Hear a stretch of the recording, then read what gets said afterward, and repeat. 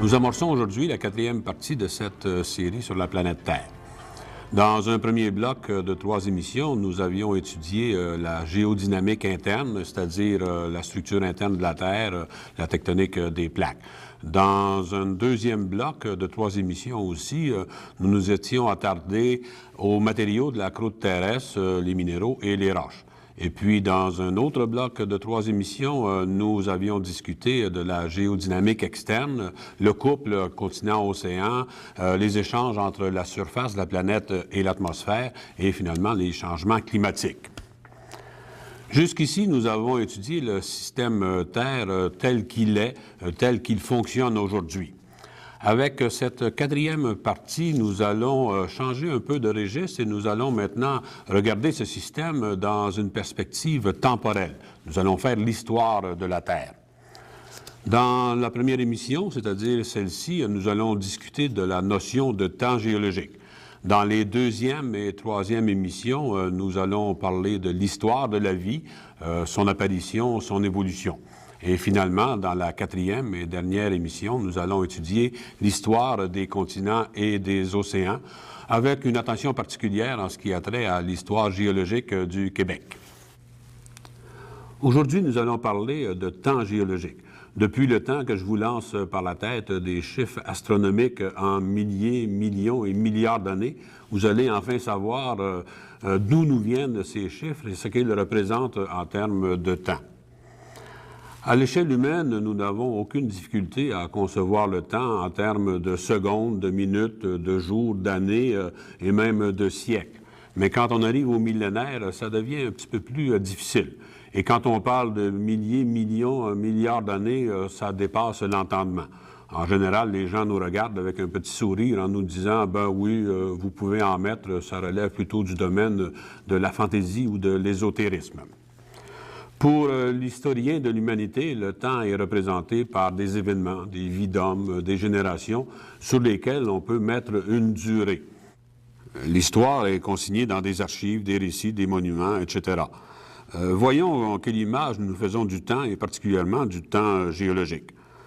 Pour les anciens, le temps était concrétisé par l'écoulement du sable dans un sablier. Pour nous, femmes et hommes des temps modernes, le temps est concrétisé par les aiguilles d'une montre ou d'une horloge. Et pour vous, gens encore plus modernes, c'est la montre ou l'horloge digitale.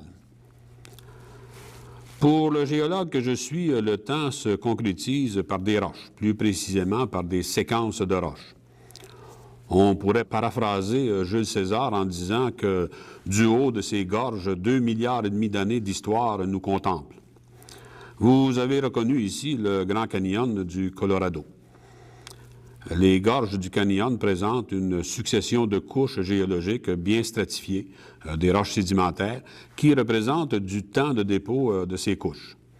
En dessous, il y a des roches métamorphiques massives qui représentent le temps de formation des roches pré-métamorphisme, puis le temps du métamorphisme lui-même. Entre les deux, il y a une discordance qui représente tout le temps de soulèvement du massif métamorphique, son passage des zones profondes de la croûte terrestre aux zones superficielles, puis ensuite le temps d'érosion du massif. Le géologue représente ainsi une telle séquence. Cette succession, elle est le résultat d'une suite d'événements qu'il faut décrypter et auxquels il faut assigner une valeur de temps. Temps du métamorphisme des roches métamorphiques, temps relié à l'intrusion des roches ignées, temps de dépôt des roches sédimentaires, temps d'érosion représenté par des surfaces de ravinement et temps de plissement des couches et d'érosion représenté par les discordances angulaires. Cette succession de roches, ce sont les archives de l'historien de la Terre. Comme je viens de vous le dire, elles représentent 2,5 milliards d'années d'histoire. Aujourd'hui, on peut avancer ce chiffre avec confiance, mais il a fallu quand même passablement de temps pour qu'on raffine nos méthodes de datation et qu'on développe un calendrier géologique fiable. On ne pourrait faire d'histoire sans calendrier, sans une échelle de temps qui nous permette de greffer les événements que nous décryptons dans les roches. Nous allons voir dans cette émission quelles sont les méthodes dont nous disposons pour les datations et comment on a développé ce calendrier des temps géologiques. Je vais traîner cet exemple du Grand Canyon jusqu'à la fin de l'émission.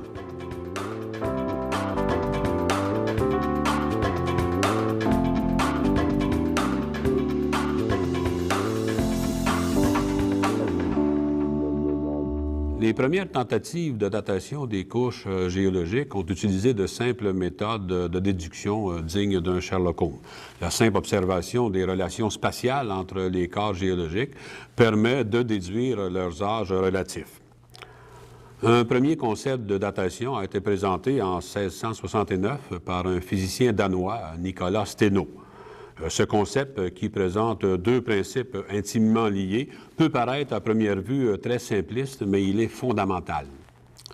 Première idée, les couches sédimentaires se sont d'abord déposées à l'horizontale. C'est le principe de l'horizontalité primaire. Seconde idée, les couches se sont superposées les unes sur les autres, ce qui implique que celle qui est en dessous est la plus vieille et au-dessus la plus jeune. C'est le principe de la superposition. Exprimé simplement sur ce schéma, le principe de la superposition dit que la couche 1 est la plus vieille et la couche 4 la plus jeune. On a les âges relatifs des couches. Pour chacune, je sais où elle se situe en temps par rapport aux autres. Je vous signale immédiatement que le géologue a l'habitude de regarder les successions géologiques de bas en haut, du plus vieux au plus jeune, et de noter en conséquence. Simpliste? Peut-être. Mais allez donc savoir, dans des couches plissées, quel est le sens de la superposition originelle et par conséquent, quelles couches sont les plus vieilles et lesquelles sont les plus jeunes.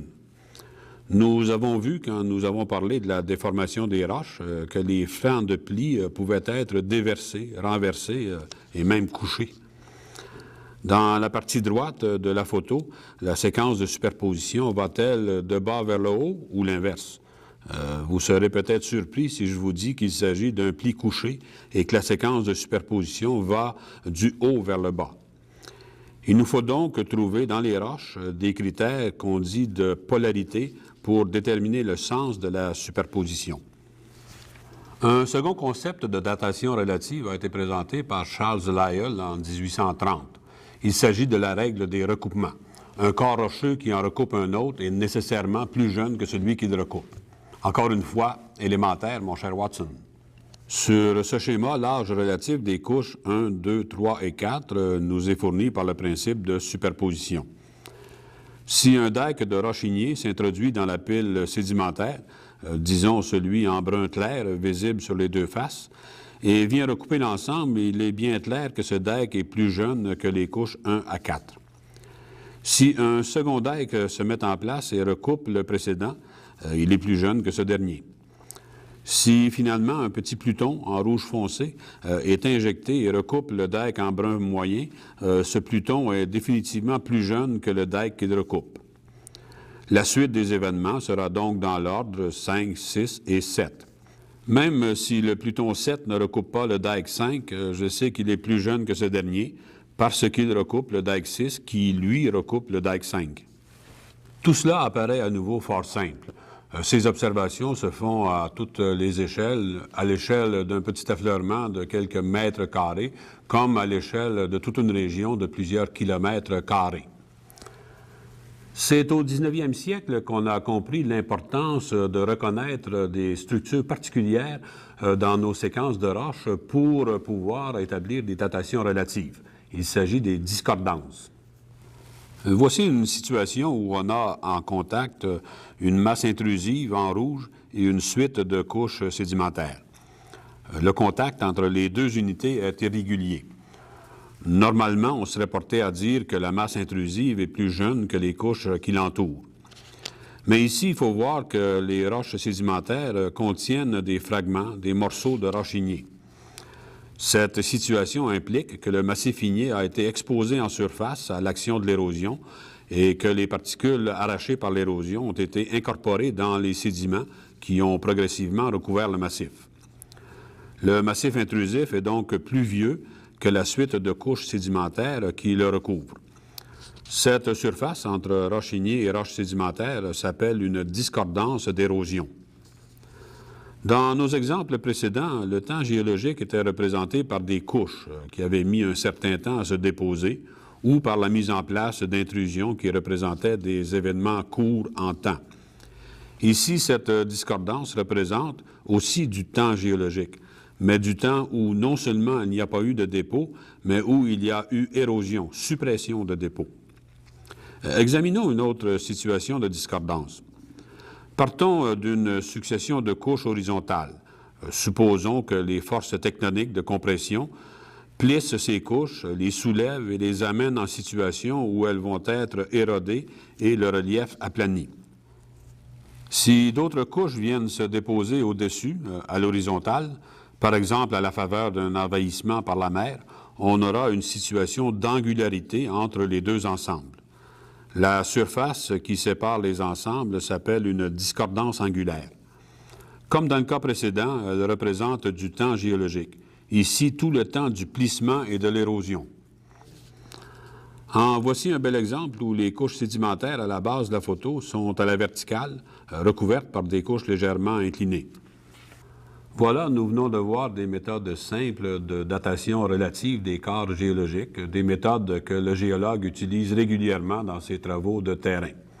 Je vous signale que nous sommes encore loin du temps réel, du temps chiffré en termes d'années, de millénaires ou de millions d'années. Revenons à notre séquence du Grand Canyon. Les relations de recoupement nous permettent de dire, entre autres, que les roches intrusives de la base de la séquence sont plus jeunes que les roches métamorphiques. Les discordances angulaires indiquent qu'il y a eu des phases de plissement sous elles, etc.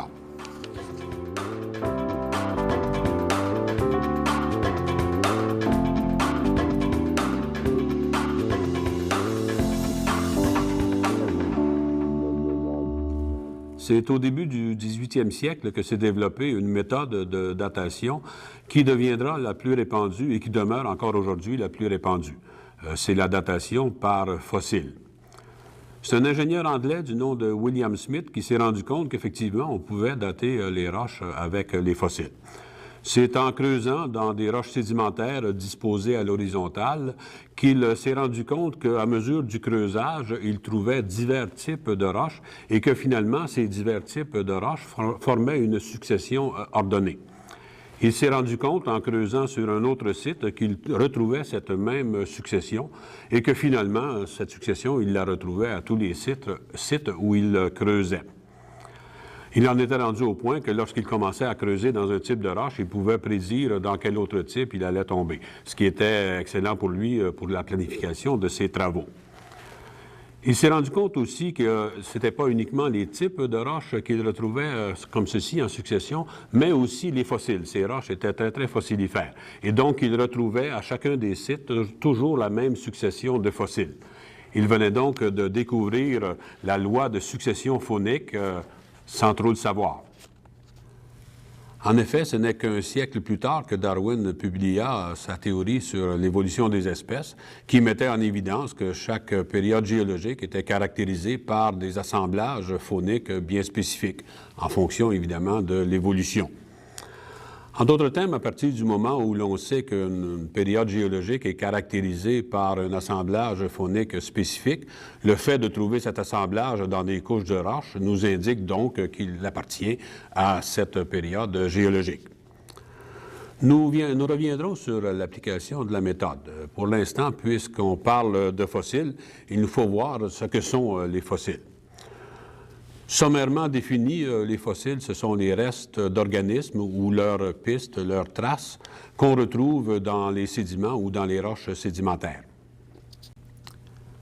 La question à laquelle j'ai eu à répondre le plus souvent en ce qui concerne les fossiles, c'est bien comment ces fossiles ont-ils pu rentrer dans la roche? Bien, je viens de le dire, les fossiles se situent dans les sédiments ou dans les roches, et à toute fin pratique, dans les roches sédimentaires. Certains, on peut trouver des fossiles à la surface des affleurements, mais les chances que vous trouviez de beaux spécimens sont relativement minces, puisqu'il y a certainement d'autres qui ont passé avant vous. La manière la plus commune utilisée par les géologues ou les amateurs collectionneurs, c'est de briser la roche pour voir s'il y a des fossiles à l'intérieur. On développe un certain flair pour le type de roche pouvant contenir des fossiles et surtout, on sait comment briser cette roche. Par exemple, si vous êtes chanceux en ouvrant cette roche ici, ben, vous trouveriez ces magnifiques trilobites. Comment ces trilobites ont-ils pu entrer dans la roche? Posons-nous la question à savoir qu'est-ce qui arrive au reste d'organismes après qu'ils meurent. Essentiellement, les organismes sont constitués de deux parties, ce qu'on appelle les parties molles, c'est-à-dire la matière organique, et la matière solide, le squelette minéralisé. Ce n'est pas tous les organismes qui possèdent un squelette minéralisé. Plusieurs ne possèdent que des parties molles, comme par exemple la plupart des végétaux, les vers de terre, les méduses et toutes les bactéries. Il est relativement rare que les parties molles soient fossilisées. Ça prend des conditions particulières, comme par exemple lorsqu'elles sont enfouies dans la glace, l'huile ou la résine. La glace, la résine ou l'huile isolent la matière organique de l'oxygène, ce qui permet sa conservation. Un bel exemple, ce sont ces insectes qui ont été piégés dans de la résine, ce qu'on appelle plus communément l'ambre, et qui sont très bien conservés comme ce spécimen. Vous connaissez tous l'histoire de Jurassic Park. On peut aussi penser à ces fameux mammouths qu'on a retrouvés fossilisés, gelés dans les glaces de l'Arctique, ou bien encore à ces bactéries qu'on retrouve dans les huiles. Une autre possibilité, c'est que par distillation de la matière organique, les volatiles comme l'hydrogène, l'oxygène et l'azote sont enlevés et qu'il ne reste finalement qu'un mince film de carbone. C'est l'exemple de ces fougères fossiles qu'on retrouve ici. Vous voyez, elles sont en noir sur la roche grise plus pâle et donc qui sont représentées par uniquement ce mince film de carbone. Les organismes ont laissé des traces, des pistes, et ces traces sont considérées comme des fossiles. On les appelle des ichnofossiles. Deux beaux exemples ici, ces terriers que l'on voit sur cette plaque qui provient de la région des Basses-Terres, dans la région de Québec ici. Alors, ces grands boudins allongés que vous voyez, c'est des terriers qui ont été creusés par un organisme qui bouffait le sédiment probablement. Un autre bon exemple, c'est les pistes de dinosaures, donc caractéristiques ici, les 3 doigts de ces pieds de dinosaures. Voici un autre exemple de traces laissées par un organisme à la surface d'une couche sédimentaire. Ces traces méandriques fossiles qui datent de 400 millions d'années ont été faites par des organismes qui se déplaçaient par reptation à la surface du sédiment. Puisqu'il s'agit d'un fossile, ces traces portent un nom, comme tout fossile. Ici, il s'agit de la trace Scalari-Tuba. Si on accepte les pistes et les traces fossiles, ces modes de fossilisation sont peu communs. En général, ce qu'on retrouve comme fossiles, ce sont les restes minéralisés, les squelettes des organismes. On nous dit oui, mais ça ne doit pas être le squelette original, la coquille originale de l'organisme, ça doit être une sorte de remplacement ou encore de réplique. Oui et non. Voyons ce qui arrive au squelette des organismes après que ces derniers soient morts. Après la mort de l'animal, les coquilles sont débarrassées de leur matière organique par l'oxydation. Elles se retrouvent sur le sédiment, certaines désarticulées, d'autres encore articulées. Avec le temps, nos coquilles vont être ensevelies par les sédiments et se retrouver à l'intérieur de ce sédiment. À ce stade-ci, on peut parler de fossiles. Ces nombreuses coquilles dans les sables de la mer Champlain, de la région de Québec, sont des fossiles. Ils datent d'une bonne dizaine de milliers d'années. La composition des coquilles n'a pas été modifiée. On a la coquille originelle. Si, avec le temps, le sédiment se transforme en roche sédimentaire, on aura conservé la coquille originelle dans la roche. Comme cette colonie de brachiopodes provenant du Silurien d'Anticosti. C'est là un mode très commun de fossilisation, pour ne pas dire le plus commun, qui préserve souvent les moindres détails de la coquille ou du squelette. J'ai ici quelques beaux exemples de fossiles qui sont composés de la minéralogie originelle des squelettes. Comme par exemple ici, ces coquilles de brachiopodes qui sont composées à l'origine de calcite et qui sont toujours composées de calcite. Ces brachiopodes datent du Dévonien de Gaspésie, donc quelque chose comme 370 millions d'années. De beaux trilobites ici, je vous ai déjà montré précédemment les trilobites dont la carapace ici est composée de calcite, donc c'est sa minéralogie originelle. Un autre petit trilobite ici, même âge que le précédent, 450 millions d'années environ, vous remarquerez que les moindres détails sont bien conservés sur cette carapace. Le squelette des poissons, en général, est composé de phosphate, mais il y a des exceptions, comme par exemple ici ce magnifique poisson fossile qui nous vient de Miguacha. Il s'appelle le Botryolépis. C'est un poisson cuirassé dont la cuirasse que vous voyez ici est formée de carbonate de calcium, donc de calcite, de même que les ailerons que vous voyez ici. D'autres poissons fossiles, un autre bel exemple de poisson fossile, ici cette fois phosphaté, où les moindres détails sont très bien conservés. Il s'agit d'un poisson à squelette phosphaté qui date de quelques 35 millions d'années. En parlant de poisson, voici une dent de requin fossile qui aussi a gardé sa minéralogie originelle, c'est-à-dire de phosphate. Ici, on a une très belle petite étoile de mer dont le squelette original est très bien conservé. Cette étoile de mer, elle fait partie du grand groupe qu'on appelle des échinodermes. Et dans ce grand groupe des échinodermes, il y avait des lys de mer. Des lys de mer qu'on appelle des crinoïdes. En voici un magnifique exemple ici. Ces crinoïdes sont des organismes qui sont perchés sur une longue tige de carbonate de calcium et qui sont composés d'un calice ici à la base supportant des bras que vous voyez ici. Un autre spécimen ici, beaucoup plus petit, sur la même plaque qui date de 410 millions d'années, avec sa tige ici, son petit calice et les bras que vous voyez ici. Un autre spécimen magnifique de ces crinoïdes ici, où on voit plusieurs calices. On voit donc ici la tige avec un calice ici, et puis tous ces autres ici. Les détails sont conservés de façon fantastique sur ce spécimen. Si on y regarde d'un peu plus près, les bras ici comportent ce qu'on appelle des cils, et vous voyez comment ces cils sont conservés dans leurs moindres détails. Voici un vulgaire calcaire sur lequel on ne voit pas de fossiles, mais si on taille des plaques minces pour l'observer au microscope, on y trouve des structures tubulaires qui sont les parois de microalgues ou de bactéries. Les tubes ici ont quelques dizaines de micromètres seulement. Ce sont des microfossiles qui sont parfaitement bien conservés. Tous ces fossiles que je viens de vous montrer ont conservé leur minéralogie originelle. Il arrive que durant la diagenèse, rappelez-vous, la diagenèse, c'est tous ces phénomènes qui affectent le sédiment ou la roche sédimentaire après sa formation. Donc, il arrive que durant la diagenèse, la minéralogie originelle soit remplacée par d'autres minéraux.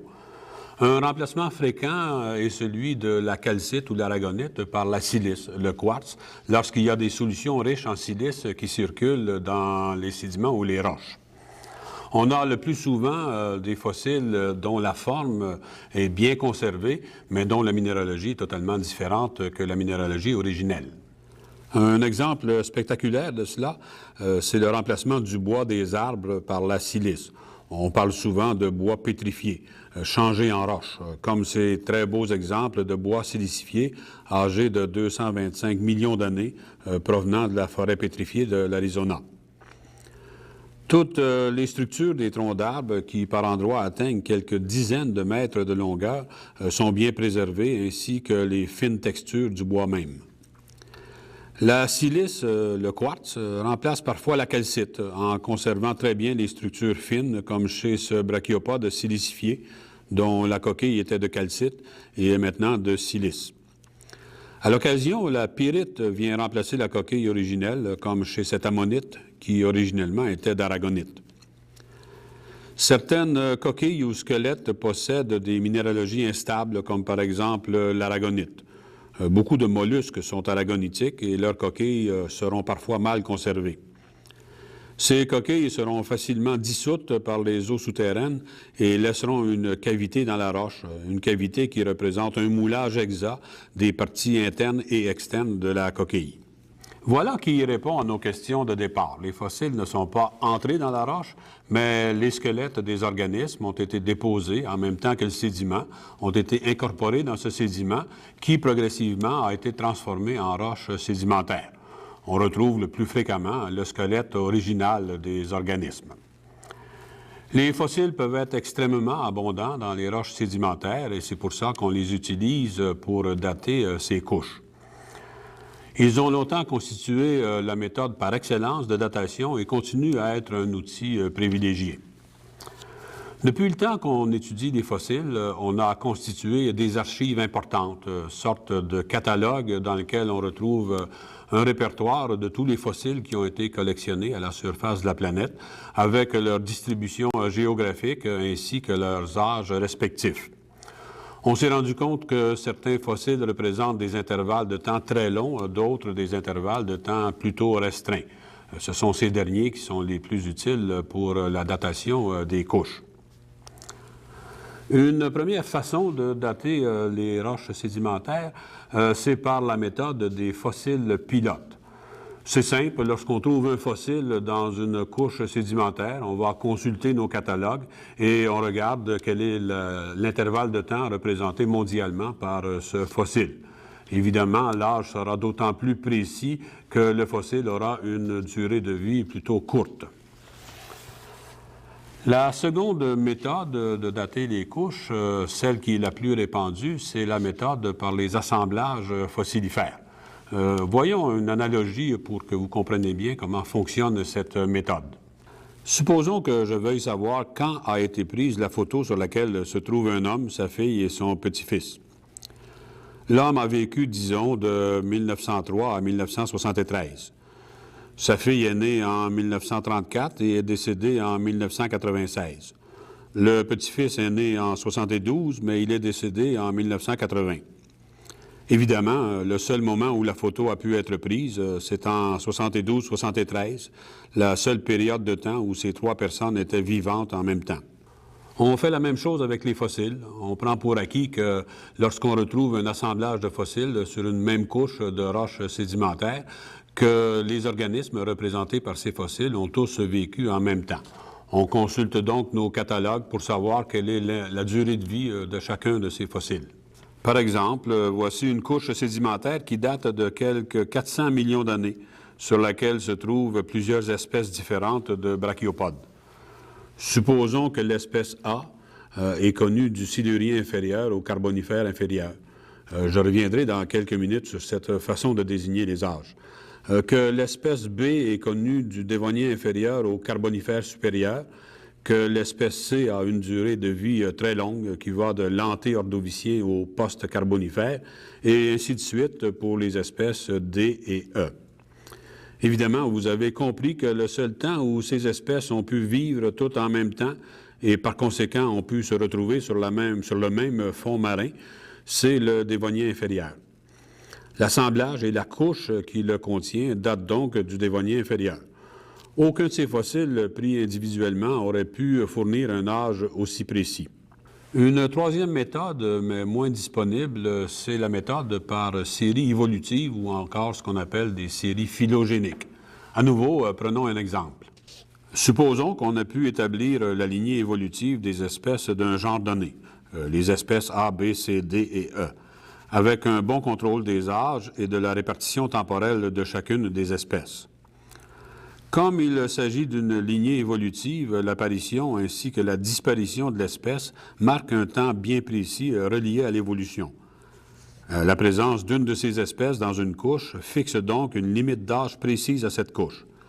Par exemple, si on trouvait l'espèce C dans une couche, on saurait que celle-ci doit avoir un âge dans le Dévonien moyen. Grâce à ces méthodes de datation relative, superposition, recoupement, discordance fossile, les géologues et paléontologues européens ont établi dès le 19e siècle une échelle relative des temps géologiques. Voici cette échelle. Vous y retrouverez plusieurs des termes que vous avez déjà vus ou entendus. Les temps géologiques sont divisés en 4 grandes ères. Comme l'échelle a été construite principalement à partir des fossiles, leurs limites sont définies à partir de bris fauniques, c'est-à-dire des changements majeurs dans les assemblages de fossiles. Nous verrons dans les dernières émissions qu'en fait, ces bris correspondent à des extinctions de masse importantes. Ces ères sont, de la base du tableau vers le sommet, le précambrien, l'ère la plus vieille qui tire son nom du fait qu'elle vient avant le cambrien, qui, à l'époque, était considéré comme le point de départ de la vie. Il y avait avant et après le cambrien. Le paléozoïque, la vie ancienne. Certains continuent à utiliser un ancien terme, le primaire, les premiers moments de la vie. Le Mésozoïque, le milieu de la vie, que certains appellent le secondaire, et le Cénozoïque, la vie récente. Pour continuer dans le sens de primaire et secondaire, le Cénozoïque est divisé en tertiaire et en quaternaire. Chacune des ères est divisée en périodes. Le précambrien est divisé en archéen, la période la plus ancienne, et le protérozoïque, nommé pour noter la première vie, puisque plus tard, on a trouvé des fossiles sous le cambrien. Le paléozoïque est divisé en 6 périodes. Des termes que vous avez certainement déjà entendus, cambrien, ordovicien, silurien, dévonien, carbonifère et permien. Vous trouverez l'origine de ces termes sur le site Internet du cours.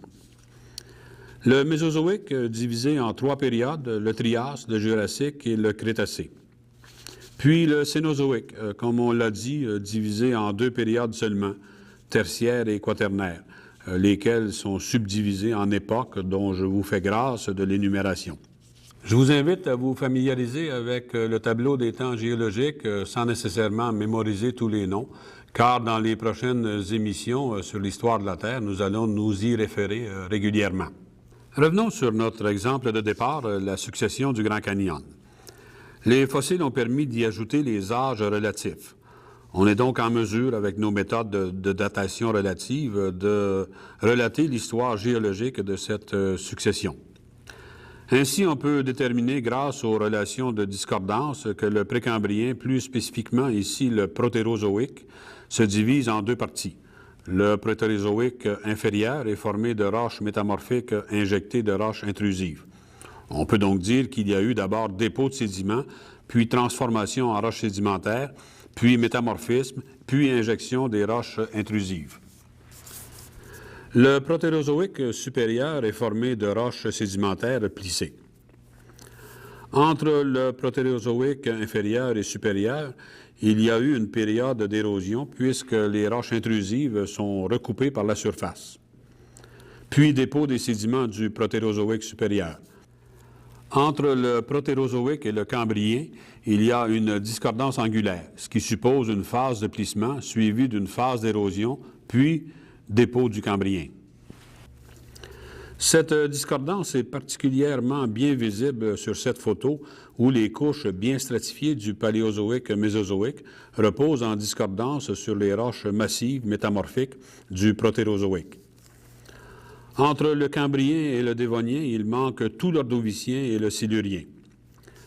Le contact correspond à une surface de ravinement, ce qui implique qu'il y a eu une phase d'érosion qui a peut-être enlevé tout l'ordovicien et le silurien, on ne peut pas le dire. À la suite du dévonien, il y a dépôt du carbonifère, puis du permien et du trias. Une surface de ravinement dans le permien indique qu'une partie du permien a été enlevée par érosion. Le dernier événement est le creusement de toute la séquence par le Colorado qui a formé le canyon. Aujourd'hui, il manque, au-dessus du Trias, des couches qui représenteraient l'intervalle de temps jurassique au quaternaire. Ces couches ont-elles été érodées par le Colorado ou ne se sont-elles jamais déposées? On ne peut le dire ici, dans cette succession. Il faudrait aller voir les successions voisines pour le savoir. Voilà, c'est ainsi qu'on fait l'histoire d'une succession donnée, puis l'histoire de toute une région à partir de plusieurs successions, et finalement l'histoire d'un continent. À ce stade-ci, vous ne pouvez pas faire autrement que me demander, mais quel est le temps impliqué? Quelle est la durée réelle en temps mesurable de cette échelle? Avant la découverte de la radioactivité au début du 20e siècle, et plus particulièrement le développement d'une technique de datation qui utilise la radioactivité au milieu du 20e siècle, la réponse était « on ne le sait pas ».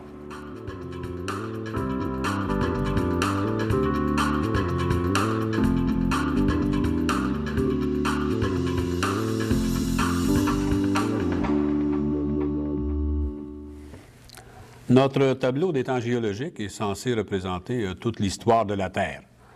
Quelle est donc la durée de cette histoire ou, exprimé autrement, quel est l'âge de la Terre?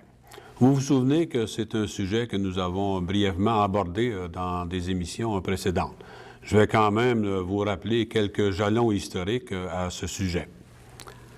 Les anciens Grecs n'avaient pas véritablement de problème avec l'âge de la Terre parce que pour eux, il n'y avait ni commencement ni fin.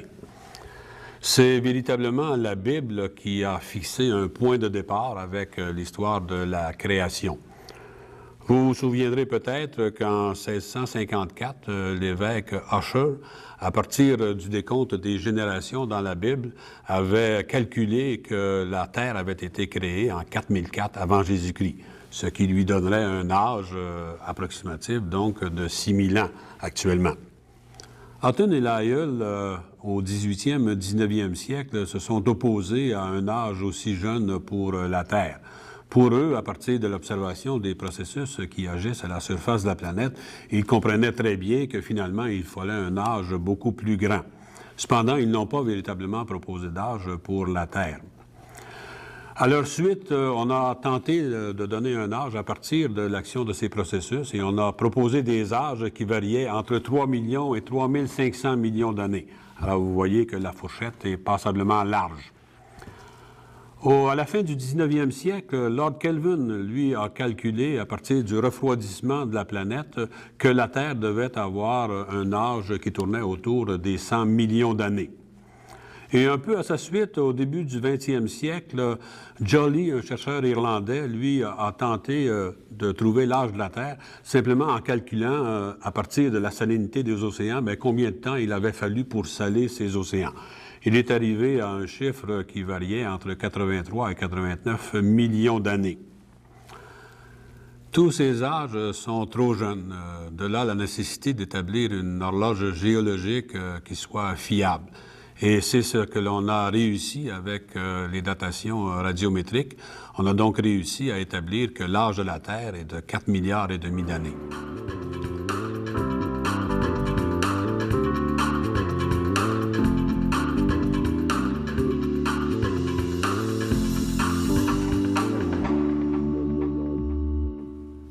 La radioactivité, ou plus précisément une application du phénomène de la radioactivité, la radiométrie, c'est-à-dire la mesure de la radioactivité, est venue nous fournir cette horloge dont on avait besoin pour parler de temps mesurable.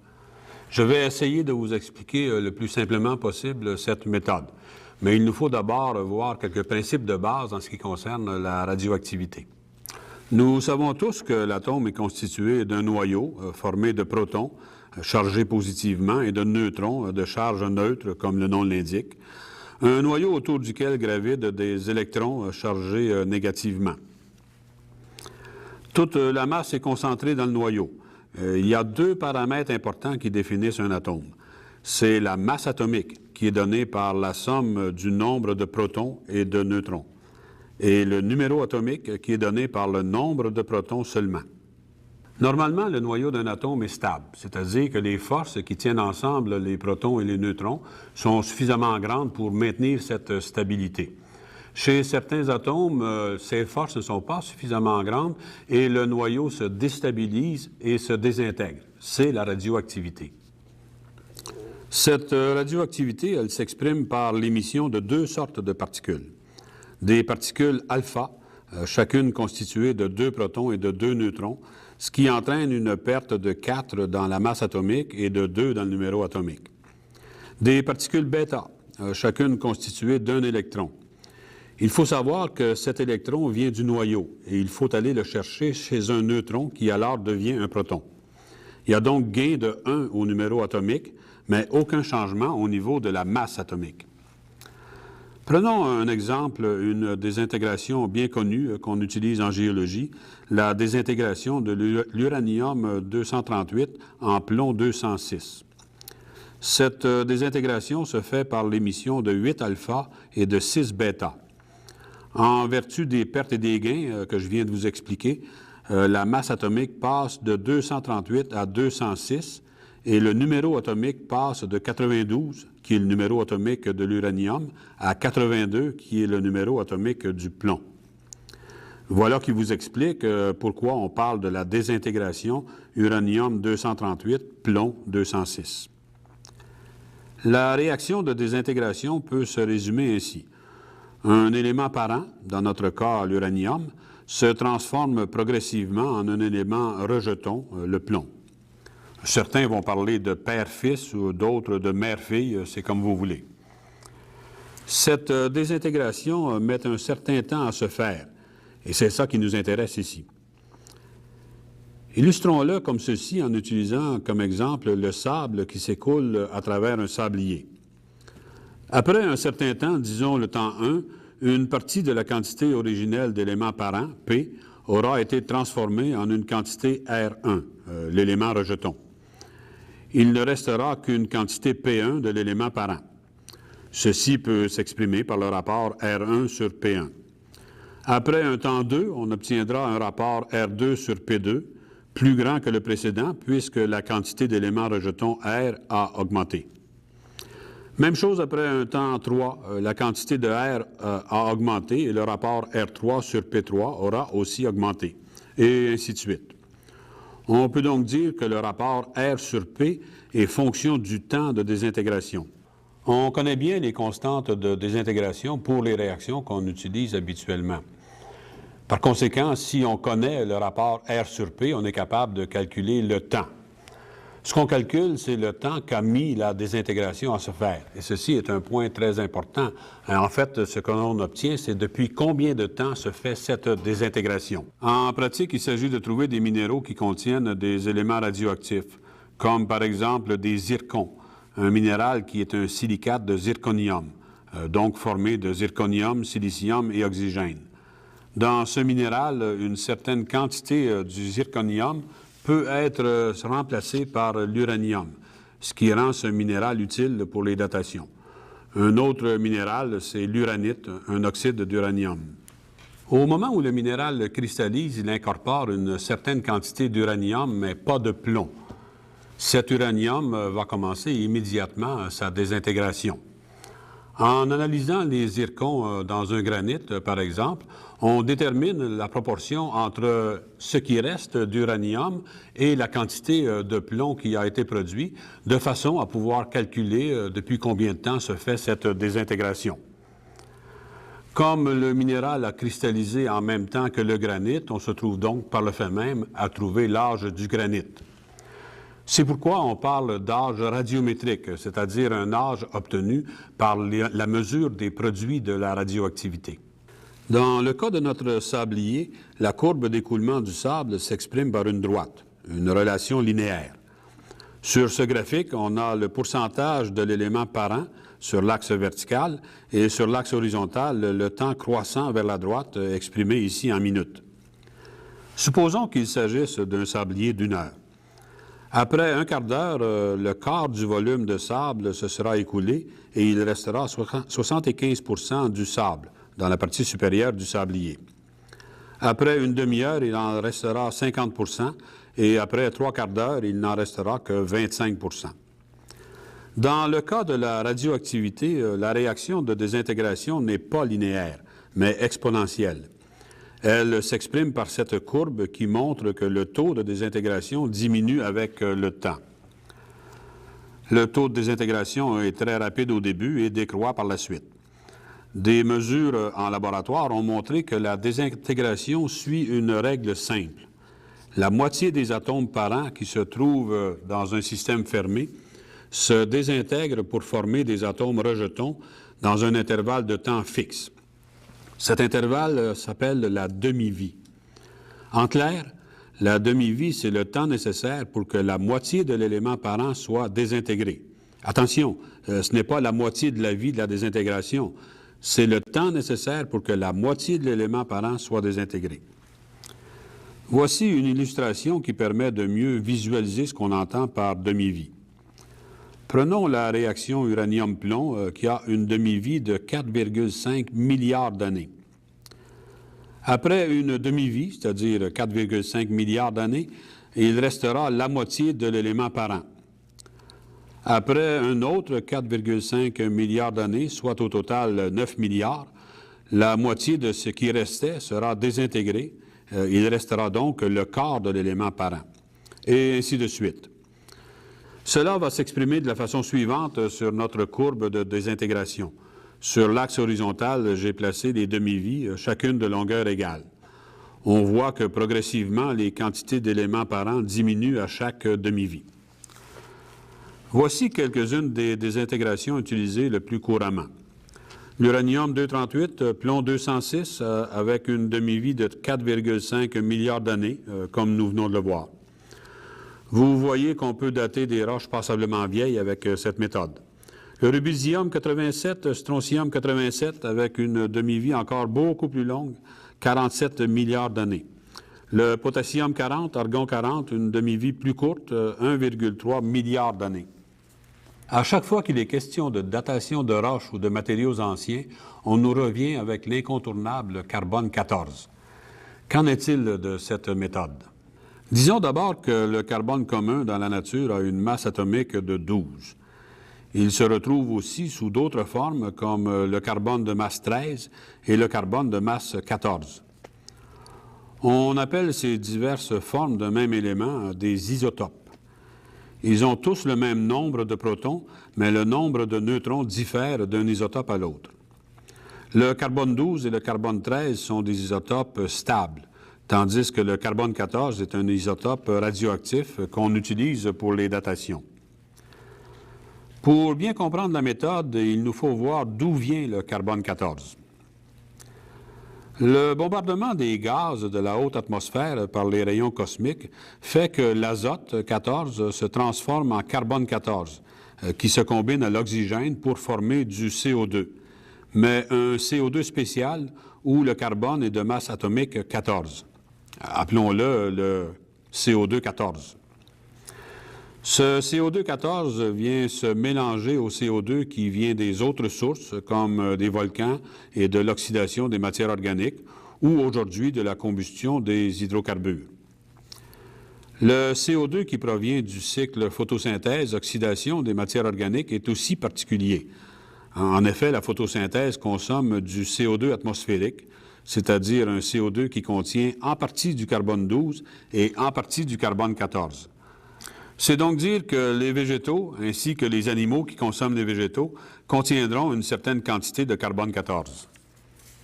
C'est ce carbone 14 qui est utilisé pour la datation, selon le même principe dont on a discuté pour les autres méthodes. Le carbone 14 se désintègre en azote 14, mais cet azote est un gaz qui s'échappe dans la nature. Au départ, tout organisme contient du carbone 12 et du carbone 14. Et puisque le carbone 12 est stable, ce qu'on mesure, c'est le rapport entre carbone 14 et carbone 12 qui indique à quel rythme s'est désintégré le carbone 14. Connaissant le rapport qui existe dans la nature entre carbone 14 et carbone 12, ainsi que la constante de désintégration, on peut, comme dans les autres méthodes, calculer le temps qui s'est écoulé depuis que l'organisme est mort et que le carbone 14 de ses tissus ou de son squelette se désintègre. En effet, tant que l'organisme vit, il renouvelle sa quantité de carbone en permanence. C'est à sa mort que le carbone 14 commence sa désintégration. Par conséquent, l'âge que l'on obtient avec la méthode du carbone 14, c'est l'âge de la mort de l'organisme, que ce soit du bois, des coquillages, de la tourbe, des tissus de lin, de coton, de laine, etc. Beaucoup de gens pensent qu'on peut dater à peu près n'importe quoi avec le carbone 14. Il faut bien voir que seuls les matériaux qui ont déjà été du vivant peuvent être datés. On ne peut pas dater, par exemple, des pointes de flèches en silex ou encore des outils de métal. Une autre limitation à la méthode du carbone 14, c'est le temps impliqué.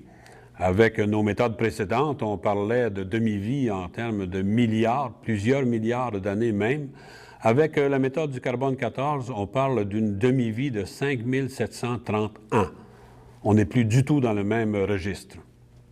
On peut donc ajouter une quatrième désintégration à notre tableau, mais cette fois avec une demi-vie passablement plus courte. Voyons à nouveau les implications avec le même type de schéma que pour la désintégration uranium-plomb. La conclusion est évidente. Après quelques 75 000 ans, il ne reste plus que 1,8192e du carbone 14 originel.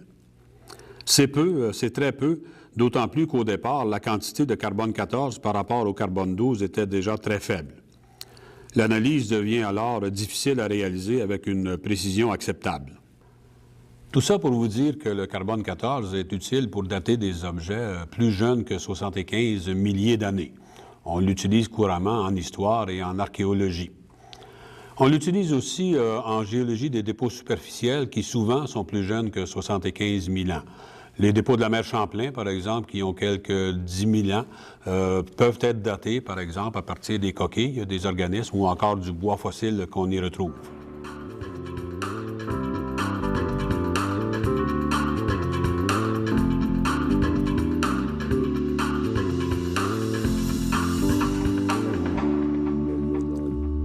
Depuis la mise au point de la méthode, on a obtenu des âges radiométriques tout au long de l'échelle des temps géologiques qui avaient été construites par des datations relatives par fossiles. Nous allons enfin pouvoir mettre du temps absolu sur cette échelle. En regardant ce tableau, on a l'impression que l'ère précambrienne est plus courte que les autres ères.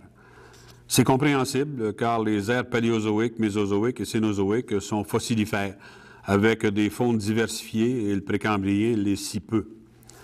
Comme l'échelle a été construite à partir des fossiles, pas surprenant que ce sont les 3 ères supérieures qui soient le mieux connues. On avait donc l'impression que c'est au paléozoïque, mésozoïque et cénozoïque que se situait toute l'histoire de la Terre. La première chose que nous avons apprise, c'est que les ères géologiques étaient loin de présenter des durées de temps égales. Regardez la partie gauche du schéma. Le précambrien, qui faisait figure de parent pauvre sur le tableau originel, constitue en temps presque 90 % du temps géologique, alors que les 3 autres ères, ensemble, comptent à peine pour un peu plus de 10 %. Très rapidement, pour vous donner des repères, car vous retrouverez tous ces détails sur le site Internet, le précambrien va de moins 4,03 milliards d'années à moins 544 millions d'années. Pourquoi 4,03 plutôt que 4,56, l'âge de la Terre? Parce que 4,03 est l'âge de la plus vieille roche datée. Mais nous verrons cela dans une prochaine émission. Le paléozoïque va de moins 544 à moins 246 millions d'années. Le mésozoïque de moins 246 à moins 66,4, où il y a eu la grande extinction des dinosaures. Et finalement, le cénozoïque va de moins 66,4 millions d'années à aujourd'hui. Vous trouverez sur le site Internet un tableau beaucoup plus complet et beaucoup plus détaillé qui vous est donné comme complément d'information et comme référence de base. Nous allons terminer cette émission comme nous l'avons commencé avec la séquence du Grand Canyon comme représentant du temps géologique. On a donc pu mettre des âges chiffrés sur cette séquence. Vous comprenez maintenant comment on en est arrivé à pouvoir dire que cette succession représente plus de 2,5 milliards d'années d'histoire.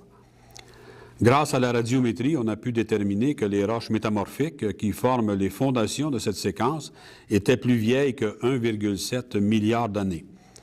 Que les roches sédimentaires plissées sous la discordance angulaire étaient plus vieilles que 544 millions d'années. Que l'absence des périodes ordoviciennes et siluriennes entre le Cambrien et le Dévonien indique que la surface de ravinement marque l'absence de 100 millions d'années de dépôt et que l'érosion de la séquence par le creusement du canyon se faisait depuis quelques 65 millions d'années. Aussi utiles et essentielles que soient les datations radiométriques, il faut bien voir qu'elles ne sont pas applicables à tous les types de roches et que, d'autre part, elles sont très coûteuses à exécuter. Aussi sont-elles relativement limitées en nombre. J'ai essayé de vous montrer que pour obtenir de bons âges, finalement, il faut utiliser, superposer toutes les méthodes de datation relative par superposition, recoupement, discordance et fossiles, de même que les méthodes radiométriques. Voilà, la table est mise pour les prochaines émissions où nous allons tenter de décrypter l'histoire de la Terre. Comme j'en ai pris l'habitude, à la fin de chaque émission, je vous invite donc à consulter le site Internet pour compléter ce cours. À la prochaine.